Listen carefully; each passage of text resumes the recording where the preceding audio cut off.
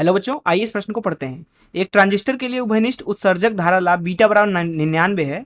उभयनिष्ठ आधार धारा लाभ अल्फा कितना होगा? आइए इस प्रश्न की मुख्य अवधारणा की चर्चा करें। यहाँ पे आप देख सकते हैं कि मैंने ट्रांजिस्टर की दो स्थितियां बना के रखी है। यहाँ पे आप देख सकते हैं जो आधार है वो दोनों तरफ उभयनिष्ठ है, वहीं नीचे वाला देख सकते हैं कि उत्सर्जक जो है वो दोनों तरफ उभयनिष्ठ है। तो ये पहला वाला दरअसल उभयनिष्ठ आधार है, वहीं दूसरा परिपथ जो है वो है उभयनिष्ठ उत्सर्जक। अब दरअसल जो उभयनिष्ठ आधार होता है उसकी स्थिति में जो धारा लाभ लिखा जाता है उसे अल्फा से प्रदर्शित किया जाता है, वहीं उभयनिष्ठ उत्सर्जक की स्थिति में जो धारा लाभ होता है उसे बीटा से प्रदर्शित किया जाता है। यहाँ पे अगर आप देखोगे तो जो उत्पाद धारा है वो दरअसल IC है तथा जो निवेश धारा है वो दरअसल IE है। वहीं यहाँ पे अगर देखें तो उत्पाद धारा IC है तथा निवेश धारा IB है।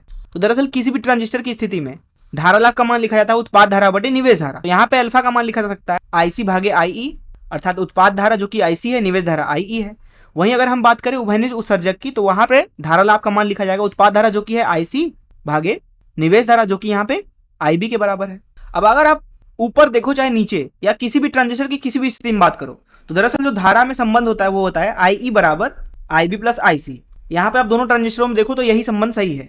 तो अगर इस सूत्र का इस्तेमाल करें हम अल्फा के लिए तो यहाँ पे हम अल्फा का मान लिख सकते हैं अल्फा बराबर IC बटे IE का मान है IB प्लस IC। ऊपर नीचे आप IB का भाग लगा दे तो नीचे मिलेगा 1 प्लस IC भागे IB। अब दरअसल IC भागे IB कुछ और नहीं बल्कि बीटा है।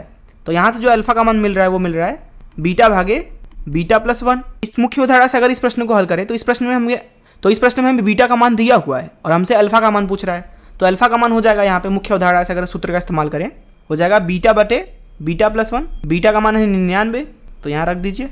इस तरीके से हम जो हमें अल्फा का मान मिल रहा है वो मिल रहा है 0.99 के बराबर। मैं आशा करता हूँ कि आपको इस प्रश्न का हल जरूर समझ में आया होगा। धन्यवाद।